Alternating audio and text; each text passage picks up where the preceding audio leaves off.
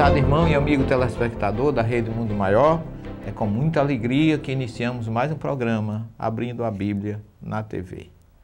Agradecemos a Deus, a você, que conosco tem estudado este livro, unindo os seus textos originais, a exegese e a hermenêutica, aos conceitos não só dos rabinos, como do Talmude, como também dos exegetas ocidentais e, claro, sob os auspícios da racionalidade e do bom senso da nossa querida doutrina espírita. Não é um programa de imposições, não é um programa de proselitismo. Não pregamos aqui nem um convite a que você seja espírita, embora saibamos e tenhamos consciência que a doutrina espírita é uma doutrina que responde a todos os nossos porquês, é uma doutrina racional, é uma doutrina que faz com que você descubra que é você, com suas atitudes, com seus atos, com o seu proceder, que realiza e que constrói o seu caminho para Deus. Portanto, não tenha raiva de mim por discordar e por trazer conceitos novos que muitas vezes se chocam com a teologia da fé, sem a razão, sem a lógica e o bom senso. Respeito a fé, a conduta, o direito de opção que você tem de ter a sua religião. No entanto, eu lhe peço licença humildemente para respeitar também a nossa forma, o nosso carinho, a nossa dedicação de buscar essa doutrina, que é a doutrina do bom senso, da lógica e da razão, a doutrina que consola, que explica e que expõe. No entanto, não impõe. Coloca em suas mãos o direito de escolher o seu futuro, sabendo que a lei da causa e efeito, que é uma lei moral, vai reger a tua vida, a minha vida, a vida de todos nós, baseado no que Jesus diz, porque a doutrina espírita tem bases no ensino moral do Evangelho de Jesus. Ela diz, lá em Mateus 16, 28, o Filho do Homem cobrará a cada um segundo as suas obras.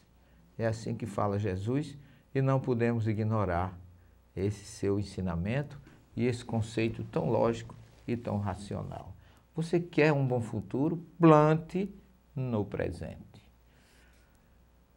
Nós temos aqui hoje um e-mail que nos foi dado por um nosso companheiro, aqui mesmo de João Pessoa, se chama Felipe, e ele me trouxe uma pergunta que ele diz o seguinte: professor, quem é Elohim? No primeiro capítulo, do primeiro versículo do livro do Gênesis, Gênesis 1:1. Quem é Elohim? E essa pergunta eu achei interessante. Já, inclusive, respondi a ele aqui em João Pessoa, mas eu achei a pergunta dele muito oportuna e eu vou passar a resposta. Ou mais especificamente, a análise que fizemos com base nos textos sagrados, no texto original e nos estudos e opiniões dos diversos rabinos, porque nós temos nessa obra Bereshit, o Gênesis, Deus e a Criação.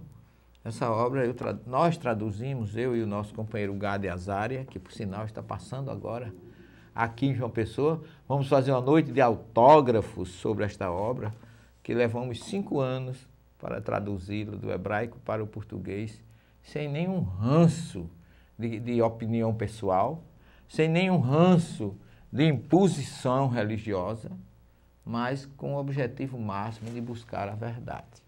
E nós vamos mostrar a vocês mais ou menos o que está aqui.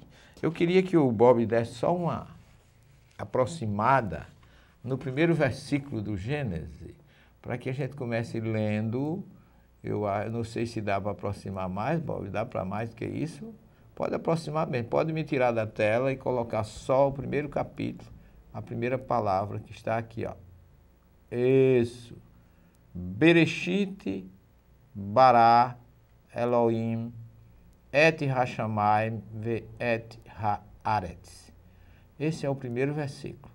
Bereshit bara Elohim et hashamayim ve'et haaretz. Este versículo, por si só, já é um versículo que deixa muita dúvida. Por que começar com essa expressão Bereshit, que é uma palavra que simplesmente o grego traduziu por enarque, e no hebraico não pode ser traduzido simplesmente como no princípio, porque na verdade essa expressão no princípio já é uma incógnita. Ela já deixa dúvida. No princípio, quando, como, de que forma. Bara Elohim. E aí vem esse verbo. O verbo bara é um verbo muito estudado pelos tradutores, pelos exegetas, que bara significa criar, mas não é criar do nada. Essa criação é uma criação da emanação divina. No entanto, Bereshit bara Elohim. Quem é Elohim? A pergunta que o Felipe me falava era: Elohim seria um plural de El, que é Deus em hebraico, ou Eloá? E eu comecei perguntando para ele se nós somos monoteístas ou politeístas. Na verdade, se você colocar esse Elohim como Deus supremo do universo, como ele é único, nós teríamos que entender, como nós colocamos na nossa obra, como um plural majestoso, porque ele é único.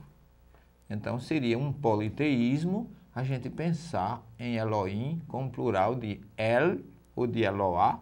Por quê? Porque as palavras masculinas em hebraico fazem o plural em im.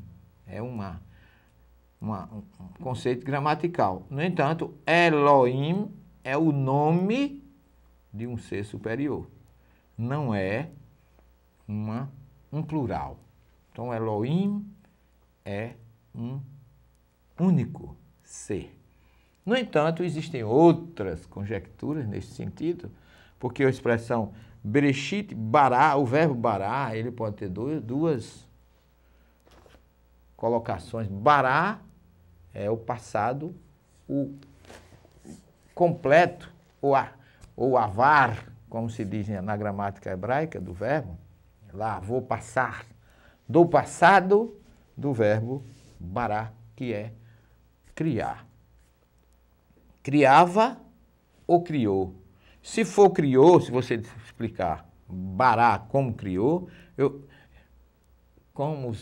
vejam bem, como os verbos em hebraico pode ser suprimido o pronome no futuro e no passado, e aqui é no passado, poderíamos dizer, a expressão seria, no princípio, ele criou Elohim, et hashamayim ve'et haaretz.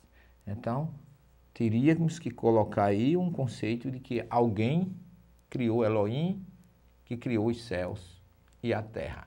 Não saia daí, porque na segunda parte do programa nós vamos explorar melhor essa expressão, sem nenhum objetivo de confundir a sua mente nem a sua cabeça, mas de conjecturar em torno dessa expressão, que é muito profunda e que eu não tenho em nenhum momento a pretensão de esgotar o seu significado.